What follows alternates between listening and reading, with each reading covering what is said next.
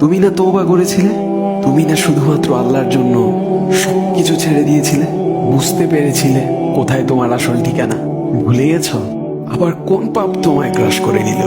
তুমি তো সেই যে নিজের পাপের প্রতি অনুতপ্ত হয়ে সিজদায় পড়ে অঝরে কেঁদেছিলে। তাহলে আবার কেন দুনিয়ার ধোকায় পড়ে গেলে? কেন ভুলে গেলে কোথায় তোমার আসল গন্তব্য? তুমি কি হার মেনে নিয়েছো নফসের কাছে? তুমি এত দুর্বল, ভুলে গেছো তুমি কার বান্দা? কে তোমার রব? তোমার রব তো সর্বশক্তিমান। সর্বশক্তিমানের বান্দা আবার কখনো দুর্বল হয় নাকি? মৃত্যু পর্যন্ত লড়ে যাও তুমি। শয়তানকে দেখিয়ে দাও তোমার ইমানের পাওয়ার।